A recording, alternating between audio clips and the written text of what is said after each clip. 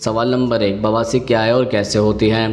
दरअसल बवासीर या पाइल्स एक ऐसी बीमारी है जिसमें एनस के अंदर और बाहरी हिस्से की शिराओं में सूजन आ जाती है। इसकी वजह से गुदा के अंदरूनी हिस्सों में या बाहर के हिस्सों में कुछ मस्से जैसे बन जाते हैं, जिनमें से कई बार खून निकलता है और दर्द भी होता है। कभी कभी जोर लगाने पर यह मस्से बाहर की ओर आ जाता है। अगर परिवार में किसी को ऐसी समस्या हो रही है तो आगे की जनरेशन में इसके पाए जाने की आशंका बनी रहती है। सवाल नंबर 2, पाइल्स और फिशर में क्या अंतर होता है। दरअसल कई बार पाइल्स और फिशर में लोग कंफ्यूज हो जाते हैं। फिशर भी गुदा का ही एक रोग है, लेकिन इसमें गुदा में क्रैक हो जाता है। यह क्रैक छोटा सा हो सकता है और इतना बड़ा भी कि इससे खून आने लगता है। सवाल नंबर 3, बवासीर होने के पीछे क्या कारण होता है। दरअसल कब्ज पाइल्स की सबसे बड़ी वजह होती है। कब्ज होने की वजह से कई बार मल त्याग करते समय जोर लगाना पड़ता है और इसकी वजह से पाइल्स की शिकायत हो जाती है। इसके अलावा ऐसे लोग जिनका काम बहुत ज़्यादा देर तक खड़े होने का होता है, उन्हें पाइल्स की समस्या हो जाती है। इसके अतिरिक्त कुछ गुदा मैथुन करने से भी पाइल्स की समस्या हो सकती है। दरअसल मोटापा इसकी एक और अहम वजह होती है। इसके अलावा कई बार प्रेगनेंसी के दौरान भी पाइल्स की समस्या हो सकती है। नॉर्मल डिलीवरी के बाद भी पाइल्स की समस्या हो सकती है। सवाल नंबर 4, बवासीर होने पर कैसा भोजन खाना चाहिए। दरअसल ज़्यादा से ज़्यादा सब्जियों का सेवन करें। हरी पत्तेदार सब्जी खाएं। मटर, सभी प्रकार की फलियां, शिमला मिर्च, तोरी, टिंडे, लौकी, गाजर, मेथी, मूली, खीरा, ककड़ी, पालक कब्ज से राहत देने के लिए बथुआ अच्छा भी होता है। पपीता, केला, नाशपाती, अंगूर, सेब खाएं। मौसमी संतरा, तरबूज, खरबूजा, आड़ू, कीनू, अमरूद बहुत फ़ायदेमंद होते हैं। जिस गेहूं के आटे की रोटी खाते हैं उनमें सोयाबीन, ज्वार, चने आदि का आटा मिक्स कर लें। इससे आपको ज़्यादा फाइबर मिलेगा। टोन दूध भी पी सकते हैं। शरबत, शिकंजी, नींबू पानी या लस्सी ले सकते हैं। दिन में कम से कम 8 गिलास पानी पीना चाहिए। सवाल नंबर 5, बवासीर होने पर क्या नहीं खाना चाहिए। दरअसल फास्ट फूड, जंक फूड और मैदे से बनी खाने की चीज़ें और चावल कम खाने चाहिए। सब्जियों में भिंडी, अरबी, बैगन न खाएं। राजमा, छोले, उड़द, चने आदि। मीट, अंडा और मछली, शराब, सिगरेट और तंबाकू से भी बचें। इसके अलावा अगर आपको बवासीर है तो फ्रेंच फ्राइज और ज़्यादा तले हुए खाद्य पदार्थों को खाने से भी बचें।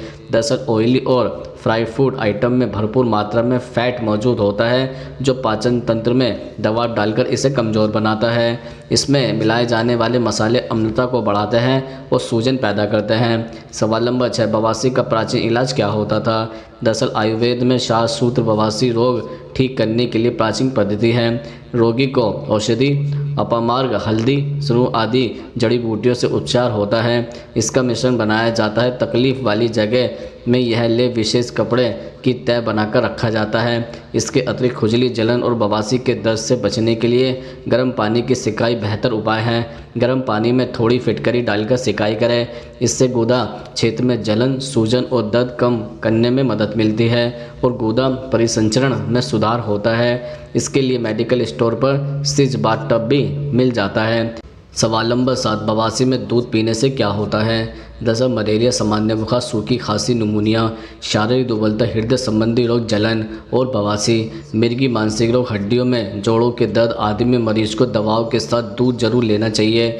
इन रोगों में वात व पित्त की अधिकता होती है, दूध इसे कम करता है। सवाल नंबर 8, बवासीर कितने तरह की हो सकती है। दरअसल बवासीर को 2 भागों में विभाजित किया जा सकता है। नंबर 1, अंदरूनी बवासीर। इसमें मलद्वार के अंदर मस्सा हो जाता है और साथ में कब्ज भी हो तो मलत्याग के समय जोर लगाने पर मस्सा छिल जाता है और मलद्वार से रक्त रिसाव आने लगता है तथा बहुत दर्द पीड़ा होती है। इसमें सूजन को हम स्पर्श नहीं कर सकते किंतु महसूस कर सकते हैं।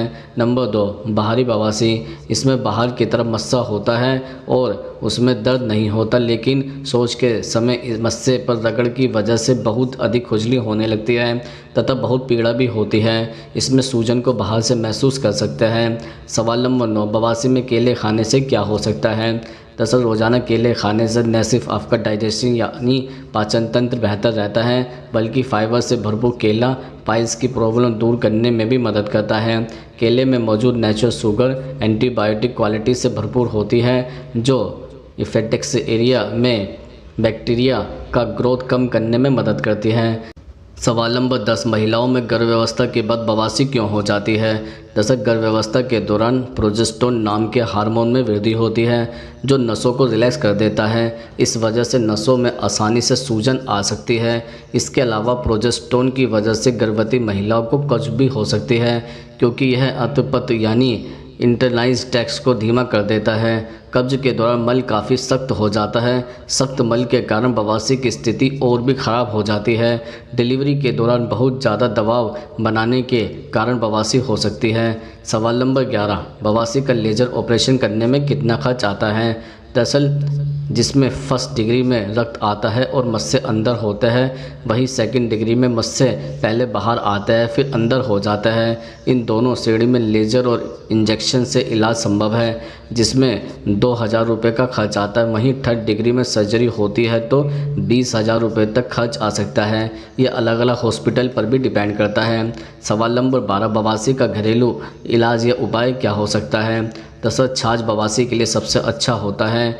1 चुटकी नमक और 1/4 चम्मच अजवाइन को छाछ में मिलाकर रोजाना पिए। मूली के रस का सेवन बवासीर के असर को कम करता है।